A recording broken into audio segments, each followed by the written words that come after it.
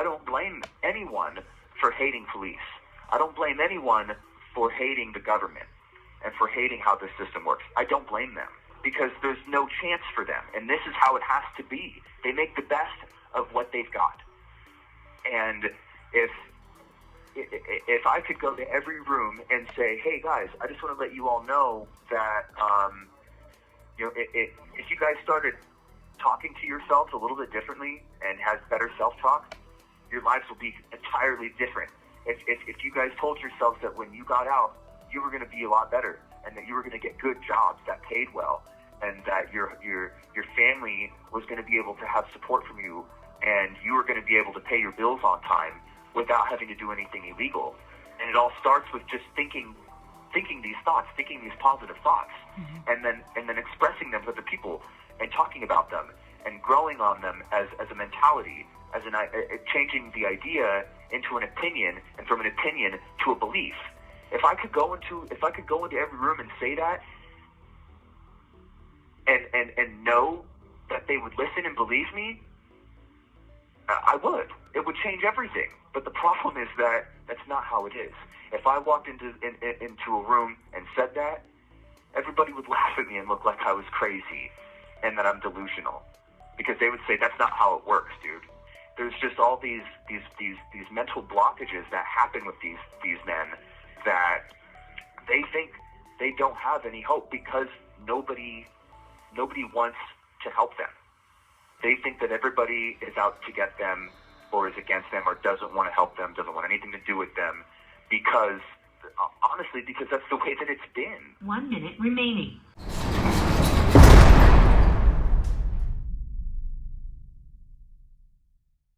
You may begin speaking now. Hello, love. Hello, love. Hi. Hello. Hi, hello. So I wanted to talk about, are you guys, so you're facing sentencing on Monday, and I'm curious, like, what does that feel like? Like, do you guys get to be a source of support for each other, or is it something you don't talk about? Like, how often do you feel like you can be vulnerable in your authentic self while in prison?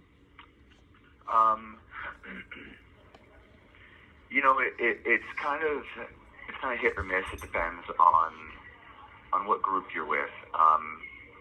From what I've seen and the people that I associate with, there's a lot of support. There's a lot of prayer. It's a tight group of guys that all look out for each other and care about each other, pray for each other.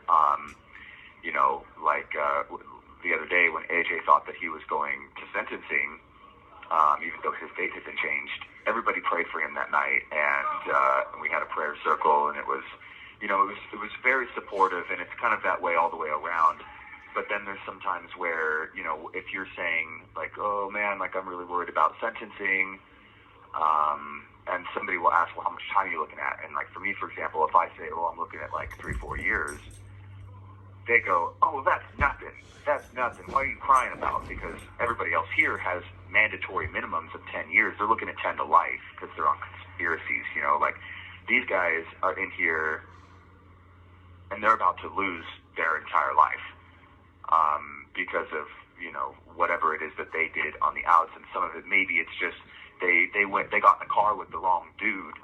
They were drug users, but not at the level of conspiracy, and they get in a car and go for a drive and pick up a bag with this person, and they get caught up in the car while they're being surveilled by the FBI or the DEA, and now they're in the conspiracy too. And so with that kind of stuff, there's a lot of support, and at the same time, there's also kind of like a tough love sort of thing, But for the most part, everybody does care. Like if somebody gets, an incredible amount of time, everybody sends their condolences, and wishes them the best. So there is support. It's just nobody wants to hear you cry about it because, it could be worse, is what everybody else says. So then how do you guys go from having like race wars and being so segregated on purpose to like becoming one within your prayer circle, or support each other when everybody's down? Or is that only happening within groups of your own race? It is. Very rarely will you see. I haven't seen somebody from the black car come into our prayer circle in a long time, and we were doing it out in the day room at one point, but something changed. I'm not sure what it was, and now the prayer circles are done inside of 205, where every person, every guy in that room, all 10 of them, all pray, and so it's quieter. It's a little bit more private of a space where everybody can pray and really be in the element. And in their feelings, which is important, because when you do it out in the day room, there's all these noises and people doing shit and yelling and walking through, and it's really distracting. But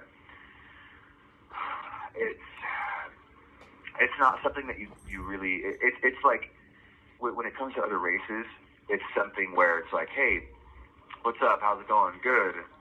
Have you been sentenced yet? No, not yet. Huh? This date. Oh, wow. Okay. Well, how much time are you looking at? I'm looking at this time. Oh, okay. Well, man, good luck to you. I'll be praying for you. Oh, thanks. And that's pretty much as far as it gets. That's it. There's no real, like, I mean, that's real support, but there's nothing beyond that. Would you say that what you're going through, like before sentencing, like you and all the other inmates, that's like one of the hardest things, your most stressful thing that mentally that you have to deal with? Yeah, it's one of the most stressful things, having to deal with going to sentencing beforehand, worrying about it. Some guys don't care. Some guys don't worry, but they're like, yeah, you know what? I've accepted that I'm going to prison however many years, whatever, that's fine. And they either have people and things waiting for them on the outs. They have things to lose, or they don't. But for the most part, most people are very stressed out about sentencing. They really worry about it, and they either come back happy or they come back devastated. There's really, like, sometimes you see a person that's like, yeah, I got exactly what I expected. I'm a little bummed out, but that's pretty rare. Typically, people either get less than what they thought and they're happy, or they get more than what they thought and they're not happy. And how they react to that just depends on what they have on the outs and what they've experienced in their lifetimes. Some people just don't give a shit. Yeah. Some people don't care. They're like, yeah, whatever, prison. It's just prison. It's the feds. It's better than this place. I can't wait to just get sentenced. I just want to get sentenced so I can go to the BOP. The BOP is better. It's more relaxed. You get to walk around more, blah, blah, blah. Like, sometimes people are relieved to have sentencing. They can't wait to be sentenced. They're eager for it because it means that they get to leave this place, CCA. I mean, that's how I feel about. That's how I feel too, for real. I'm still scared about how much time I'm going to get, but I'm not afraid of getting a lot of time for myself. I'm afraid of getting a lot of time because of you, because you're out there having to struggle to make ends meet and having to. Hold on, people are yelling. I can't concentrate.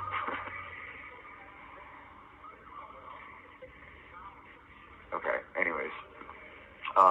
But you don't want to do a lot of time. You can handle it, but that's not.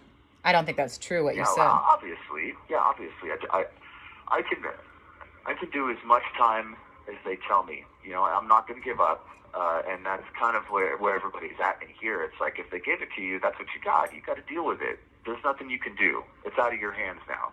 Mm-hmm. But obviously, people want as little time as possible because everybody wants to be out of here, whether it's because they want to do drugs and go back to their old ways, or if it's because they want to get a fresh start, or it's because, whatever their reasons are, everybody wants to get as little time as possible. What do you want? I want to get as little time as possible. I don't want to go to the BOP. I don't want to go to prison. I feel like I have a really fantastic group, and I guess not group necessarily, but support 1 minute remaining. And that includes you, your sister, your family, all of your friends, plus also myself. I'm very driven. I'm very, motivated. I've got a decent amount of intelligence. I feel like I could figure it out. I feel like I could do counseling and do drug and alcohol rehabilitation to make sure that whatever it is that is my repeating cycle, I don't fall into that again. And a big part of that, I have to tell you, a big part of that is lying. And you and I have such a transparent relationship, a truly transparent relationship, the most honest relationship I've ever been in, that I think that cancels everything out, because I can't hide anything. I won't be able to. I won't be able to think, oh, I'll get away with this. There's so much transparency that won't be able to happen. And that's going to be the thing that will keep me successful. You have support that's not immediate family, that's in a totally different area of the world that you've never been to before. Like, I think the other day I was driving and I was like, he's going to get released to a brand new place that he's never been to in his whole life, and then just have to call it home because you're going to be on probation. Yeah. Like, what if you don't like it here? Well, that's pretty rare. If you don't like a town that you've never been to before, I mean, it's not the town, it's you, and you need to fix you. I don't think that that's going to happen. When I hear people say, look, there's nothing to do here, like this town is boring, it's an excuse. You know, there's always things to do. It's the person, it's not the place. Yeah. But let's say, hypothetically, let's say I do get there and I don't like it. Let's just, for whatever my reasons are, I can't even imagine what those reasons would be. Excuse me. If I didn't like it, there is always the option of transferring. Mm-hmm. It takes a while, and you've got to have a lot of good reasons. You've got to have some time. It can't be right away. You know, you've got to have things like good conduct, clean UAs, on-time visits with probation and parole to show when they send the application, they have to apply. A probation officer sends a request to wherever you want to go, wherever that district is who has a probation office, and they send a request and say, this person wants to move there, here's all this information, here's the notes that I have for how he's been, do you want him? Will you accept him there? Mm-hmm. And then they go over it and they look at it and they either say yes or they say no, depending on that conduct and how you've been and what your charges are and if they want that type of person in the community. Yeah. There's that option. Other than that, I mean, if you don't like a town, then, you know, too bad, so sad. You're gonna have to fucking deal with it, because you can't just hop around anymore. You're not a free person when you're on probation.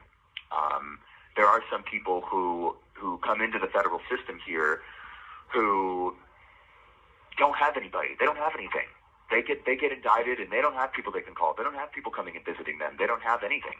And so when they get sentenced, they want to pick the place that's got the best programs, it's got the best this, the best that. Maybe they want to go to California because it's warmer there. Maybe they want to go to Florida because that's where all their homies are. You know, like, whatever it is, they want to go to where they'll be comfortable in the BOP. Mm-hmm. And then eventually they're going to have to start thinking about where they're going to go when they get out. And most of the time, those people will be released where they're at. Like in California, for example, let's just say there's a friend that I have in here who was arrested in Kansas City at a train station that had arrived from Arizona. He came from Arizona to Kansas on a train, got indicted, and now he's going to California to do his time in the BOP. When he gets out, when he starts to think of a home plan, it's going to be in California. He's going to home plan to California. And so that means that he'll go to a halfway house there, and then he'll look for a job in the community there, and he'll probably meet people, unfortunately, he'll meet people that are there at that BOP facility who are from there, and that's going to be his first contact of friends. That's going to be his first source of socialization and his first idea of what the city is like and what to do. Just take that into example, or consideration, rather. And then once he is released, he's got to make a life there on his own with the help, if he has any, from the people that he's met there so far. And then eventually, once he gets things established and he starts making things work for him, getting a job and things like that, you know, he'll start to make friends and make connections, but it's a slow process, and hopefully he makes the right ones. You know, sometimes it's easier to just fall into the group that you're used to. You know, the criminals and the drug addicts. Like I said, your first influence of an area is from the people in the BOP facility. Do you find that seems to be the norm from your experience, that most of the people that you interact with don't have a strong support system outside? Yeah, it seems to be that's the constant. That's the biggest pattern, is that nobody has any real support. And if they do have support, they're either drug addicts or they kind of half-ass everything, or as soon as they're released, they're not there. They don't have a place for them. They don't have a room for them. They don't have money to support them. They don't have those kinds of things. They've got their own lives to worry about. Right. And then the cycle of getting released and being on probation, like even for you to transfer here is going to be a process. Like that's not going to happen overnight unless you actually get transferred to the BOP in Wisconsin, you know? But the whole idea of people getting released where they got arrested, which most likely is your hometown, and then you're on probation, and then you're in the community with the same people, the same stuff, like, and you can't leave. Isn't that a huge part of the problem? Like, why isn't that just obvious? Yeah, but you know, the crazy thing is that's your choice. You make that choice. Everybody here gets to make that decision. When it comes to prison, specifically state and federal. Well, no, but this is what I'm saying. You're not a normal case because we were on a road trip. Yeah, that's true. So you have a choice to pick which you have a choice to like put, maybe send me here because of 500 miles within your home plan, but you could end up in Arizona or California or Florida. You know what I mean? Like we have no idea where you're going to go. Yeah, just because you have an address and a home plan, it doesn't mean anything. Right. It really doesn't. They don't have to put you within 500 miles of that zone. It's not binding law. They get to do whatever the hell they want. And like I said, even if, you know, like my situation is different, but at the same time, the opportunities are the same across the board. From the person who's traveling, who doesn't ever have a house and doesn't have an address or a home plan, to the person who's lived in the same town their whole lives and has a completely huge group of people who are there for them. The inmate has the decision. They have the choice of going wherever they want. They can request to go somewhere and be released somewhere. And even if, let's say, somebody from Kansas City who's been here their whole lives and there's nothing here but trouble for them, but they don't know anything else, they get indicted in Kansas City, they go to prison in Kansas City, they go to a halfway house in Kansas City, they can still request to go somewhere else, and they have that option. They have the ability to go somewhere else to another halfway house, and they have the ability to home plan there, where they stay in the halfway house for 6 months to a year while they get a job, save money to buy a house, etc. You know, it's up to you, really, but everybody makes that decision to stay or not. And most people choose to stay because they're scared. They don't want to go somewhere else. You know, they're connected to their community and those friends and those people. They're afraid to leave them behind. Maybe they've got kids. Maybe there's a grandmother that they got to take care of. You know, maybe there's a job here for them. No matter what happens, no matter how many times they go to prison, they get out. They've always got a job, and that's helpful. You know, it just depends. I wonder statistically what is the better solution. Like if people who do go to a brand new location, if they have a higher success rate of reform.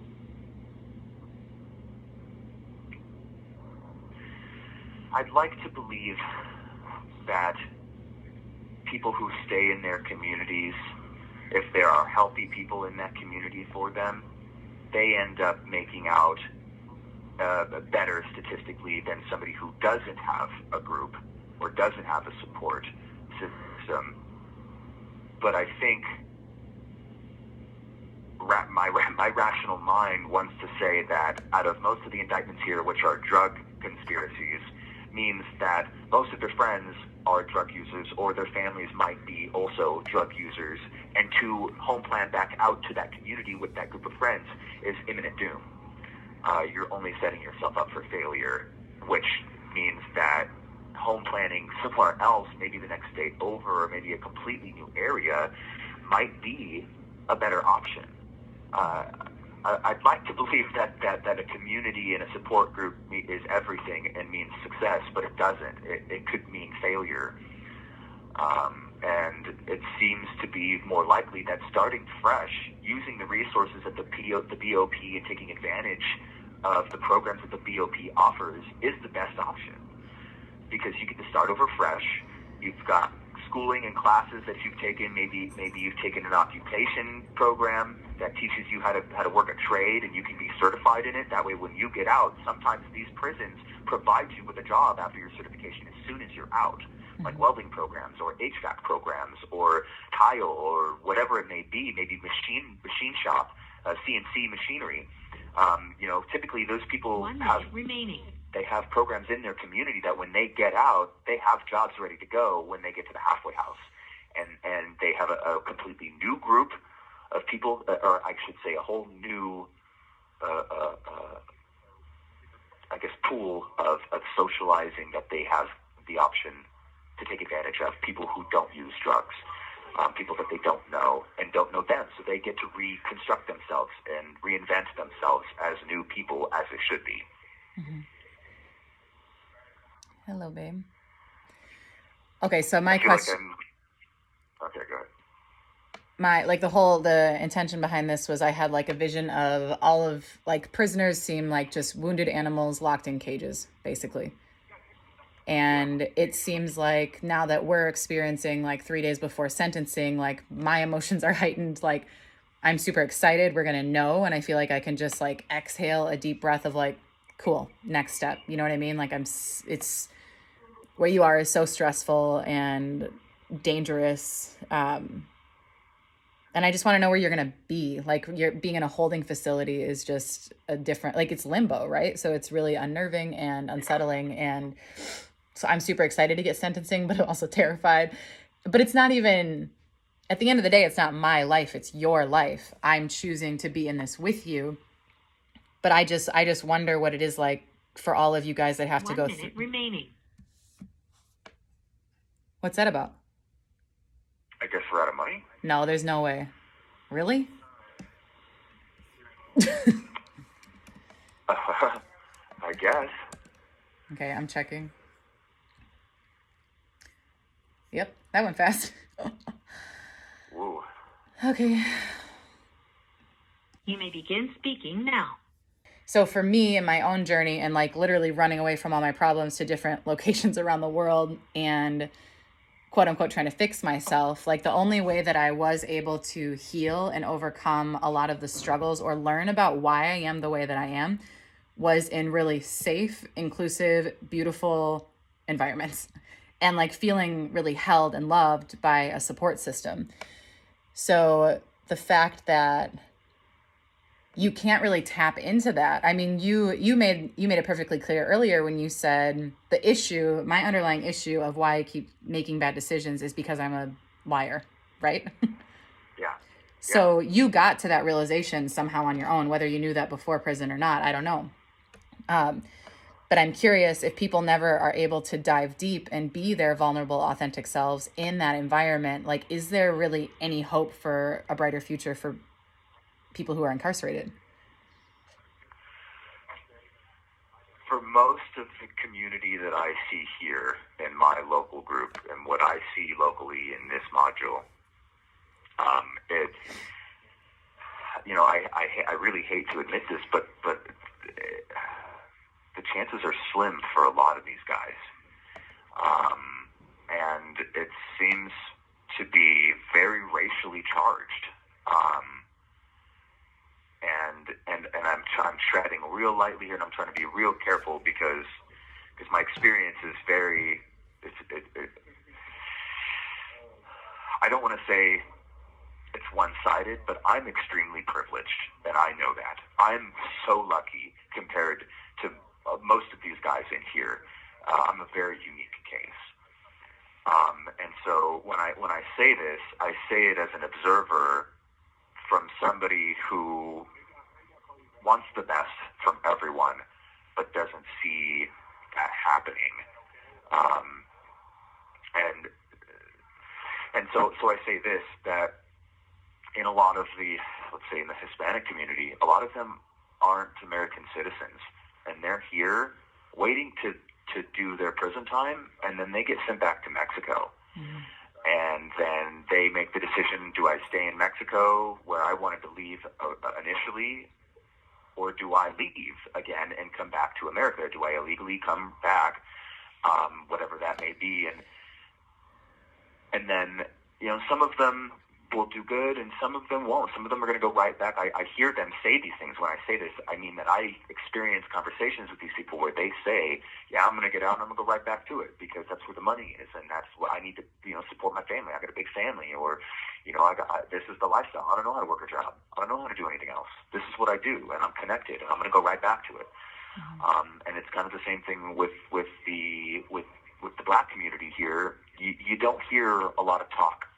You don't hear them saying, well, I'm going to get out and I'm going to do good. I'm going to try and keep my shit straight. You do hear those. I hear those conversations, but not very frequently, and not from a lot of the community in those rooms.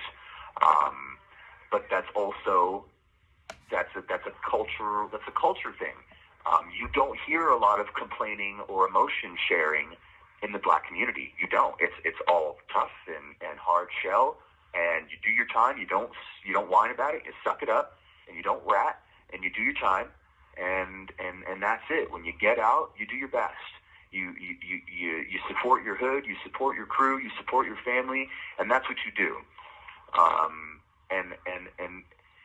And that comes back to the conversation of how they grew up, and the community that they live in, the resources that they have at their fingertips, and a lot of them don't have that. And it's a sad thing to see because so many of these guys in every single one of these rooms, no matter what their color is, no matter what their background is, no matter what they're here for, a lot of these guys are really smart, and they've got good hearts, and they really care, and they're not bad people. They're not dangerous. Even if they sell drugs, even if they carry guns, it's crazy to think that society puts such a harsh label on these people when they don't know what what this community consists of. I mean, there is a community of people who are felons and who are criminals, and this community is not only entirely suppressed by the federal government and by police and by society and by communities. I mean, it's crazy difficult to get jobs as a felon. It's crazy difficult to get to live in an apartment complex. But they're just also misunderstood. And if given the proper resources, the proper opportunities, and maybe even just an inch of understanding, I think a lot of difference could be made. These guys would be so much more successful if they had an opportunity, if the Black community didn't feel like they've been oppressed their whole lives, and that if they get pulled over by a cop for a simple traffic stop, that they might die, that they might get shot just for driving down the street without a seatbelt on. Mm-hmm. I've never been pulled over and felt like my life might end at any minute now because of my skin color and nothing else. And that changes a person. That changes how you walk and how you move and how you look at society and how you look at police and how you look at the justice system. I mean, I don't blame anyone for hating police. I don't blame anyone for hating the government and for hating how this system works. I don't blame them, because there's no chance for them, and this is how it has to be. They make the best of what they've got. And if I could go to every room and say, hey guys, I just want to let you all know that if you guys started talking to yourselves a little bit differently and had better self-talk, your lives will be entirely different. If you guys told yourselves that when you got out, you were going to be a lot better, and that you were going to get good jobs that paid well, and that your family was going to be able to have support from you, and you were going to be able to pay your bills on time without having to do anything illegal. And it all starts with just thinking these thoughts, thinking these positive thoughts, mm-hmm. and then expressing them to the people and talking about them and growing on them as a mentality, as changing the idea into an opinion, and from an opinion to a belief. If I could go into every room and say that, and know that they would listen and believe me, I would. It would change everything. But the problem is that that's not how it is. If I walked into a room and said that, everybody would laugh at me and look like I was crazy and that I'm delusional. Because they would say, that's not how it works, dude. That's not how, it doesn't fucking matter what we do. Because I have this criminal record now, and I could be off drugs, and I could be driving down the street and get pulled over, and they'll search my car, and I'll get pulled out and all this shit. And what if I don't have a license because of this? Or what if I'm with somebody who's got drugs on them? Or, and there's just all these mental blockages that happen with these men that they think they don't have any hope because nobody wants to help them. They think that everybody is out to get them or is against them or doesn't want to help them, doesn't want anything to do with them because that's the way that it's been. Like we've talked about before, society doesn't understand the criminal mind and the criminal justice system. They don't understand these guys because they don't know anything about them. Mm-hmm. They don't know what it's like in here. They don't know how easy it is to fall into this lifestyle, how simple of a mistake that can be made that turns you into a criminal. And then once you're in here, you've got to adapt. You have to live here and be here like another criminal. You don't get to come into a jail or into a prison and say, well, I'm not really a criminal because I only done one little thing and I'm not really that bad of a guy. I'm not like you guys. You don't get to say that. That's not how it works here. I mean, obviously, if they had better opportunities, better resources, if more money from taxpayers were spent on rehabilitation, that would be great. But the problem is that there's not enough there's no studies that are being done on criminology now. Everything that we do in classes is all from Christian universities, the Texas Christian University, and it's from 1991. It's outdated. It's outdated stuff. All of it's outdated, and it doesn't work for it. I mean, the minds of generations are changing every day. With technology, our minds are changing and evolving every day, and things that worked yesterday aren't going to work today. I have a saying where if you think I'm the same person that I was yesterday, you're a fool. And that's kind of where I feel like things really need to make a change that'll be a huge pivoting point. There needs to be a complete reassessment of the curriculum that is used in cognitive behavioral therapy and treatment, drug and alcohol treatment and therapy. I mean, there needs to be all new material because we're getting younger and younger generations in, and people who are opening their minds more and more to more things. And things that worked last year, 10 years ago, are not going to work tomorrow or today. Mm-hmm. The curriculum has to change. The way that psychologists and therapists and treatment aides and unit team managers and the way that these caseworkers and probation officers treat these people and the way that they try to help them by teaching them things and going over groups and programs, it all needs to change. Because the stuff that we're reading when we're in class is just, it doesn't mean anything. They don't care about this shit because it doesn't make sense to them. It doesn't apply to them. Mm-hmm. It doesn't work.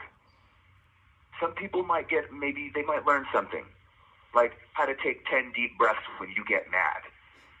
How many times in your fucking modern day world life do you have to stop and have the opportunity to take 10 deep breaths without looking like a psychopath? You don't. You can't. You fucking can't do it. And that's what they're trying to teach us in here. That's how they think they're going to change us, and it doesn't work. It's all fake. Yeah. So there needs to be a change if there's going to be a change. Things actually need to be studied. They need to start doing real studies on criminals instead of just leaving us in here to rot with the same material that we've had for 20 years. Sorry, I'm kind of... Woo! I went out there. Hi.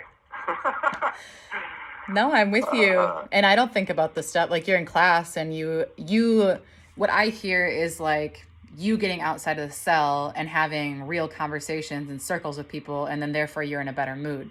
But I don't know what you guys are actually quote unquote studying or learning or reading from. I just know that it was a better case scenario rather than you being on lockdown, you know? But in reality, it's From like what a I've shift of seen- environment. From what I've seen, the curriculum is garbage. It's outdated, and it's like you're trying. It's made for 16-year-olds who their parents found out that they smoke pot. It's not. It doesn't feel like it's made for grown men who have lived a criminal lifestyle. It's not. But what it does do is it sparks conversation. The people who are going to the groups, from what I've seen here, the people who are going into the group rooms, those are the people who really want to change because it's a choice, and they're making that choice. And that's that opens their mind right off the bat. And when they go in there, sometimes they don't say anything, sometimes they do. But it just depends on how everybody else is in the group. And eventually, after a couple of classes, everybody gets comfortable with each other, and then awesome conversations start happening. And it's based off of this stupid curriculum from these Texas Christian University studies of criminality and behavioral therapy and drug and alcohol treatment, which, you know, it really doesn't, the groups don't do anything except spark conversation, open the minds, which is probably the best thing that you could ask for at this stage of the process. It's just to start that little trickle of an idea of, that's something I never thought about before. I could definitely change how I do that. That might make a big difference in my life. And that's where it all starts. Yeah. That was the root of my question, was that like, how can you get to that place in your own mind in an environment like a prison? And you got cut off. I came across the phrase story medicine the other day, and it just like blew my mind, because I was like, that's what I'm doing. Like all that I'm with art, and I mean, that's what a lot of us are doing. But the idea of the art of sharing your story is so powerful, because we're all going through something of a similar manner. And that's what he's talking about in these groups. And I just think that's really cool. You may begin speaking now. I gotta go. I know. I'm gonna get fired. No, you have 3 minutes. I love you. I love you. I miss you. I miss you too. Please be safe today. We will. Okay, I'll talk to you later. Bye, sweetie. Bye. So again, I had this vision of wounded animals like being locked in cages, and I'm like, that must be what prison is like. And how are you ever going to get better or feel mentally healthy or sound if you are constantly in fear, in fight or flight mode, like anxious about your case, not sleeping well, not eating well? I mean, now that he has a job, he can go out to rec once a week on his day off if he chooses to. But he usually calls me or wants some time alone because it's actually quiet in the module. So he would rather have silence in his environment or talk to me without distraction than go get sunlight or breathe fresh air. That's insane. You know, and I'm like, please go outside. Like, I would rather you go outside and not talk to me for a day rather than never having fresh air. Like, I cannot imagine that. So again, the whole point, like today I wanted to just get to the root of like, what is the stress and anxiety really like in your mind and body and soul when you're dealing with like this make or break sentence is going to change your life, period. Again, I know they had the choice to commit the crime, and people make mistakes. But how, if you find yourself in a scenario like 10 to life, like the majority of people in his facility right now, I try to put myself in their shoes, and there is no way I would want to do that. Like, I already come from a background with suicidal ideation. Like, I tell him all the time, like, I would for sure kill myself. Like, there's no way I would want to do a life sentence. And again, maybe this next step, this hub, like when he gets to the BOP, like it'll be different, but my expectations are very low.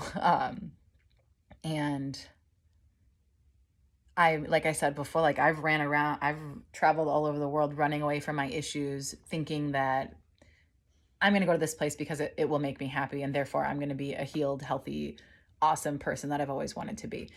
And that wasn't the case, like, obviously, but I didn't know that. I thought that I'm just going to keep chasing new places, new cities, new people. And luckily it did work because I did set myself up with the right groups of people, and I did dive into self-study and making art that meant something to me, and just traveling alone period is like really, really good for humans, I think. And so this idea of learning from one another and sparking curiosity and conversation from people who are going through the exact same thing you are going through. I mean, that's what the basis of, I would say, support groups period are, right? Like just to meet people at the level. And there is hierarchy, but there's not. Like you guys are all on the level in the same circle. And I went to a Buddhist AA meeting for a while. It didn't click for me. I didn't feel like that group really resonated. And then coming from like yoga circles and more of a spiritual background, like going to women's circles, that type of thing, holding them of my own, like I think those are super powerful. And they're powerful because we are able to be our authentic, vulnerable selves and ask each other for opinions or tell each other stories that have happened to us. Hello, babe. In order to shed light on something. And then you have the light bulb moment, like, oh, I went through that too. Oh, that's good. I can take that and use that to plant another seed in my life, and then therefore learn from perhaps this person's mistake and stop you from doing the same thing. So I just wonder if prisons started adapting more of a support group model rather than a dated education system, or if they could just come together as one module rather than see it as being racially divided. I mean, I think real change would happen that way. I want to talk to Sebastian about that, like the race wars and why does it have to be that way? I want to know. That's all I got for you today, because this dog is gonna attack me because he needs to go on a walk. Bye. Say bye. 1 minute remaining.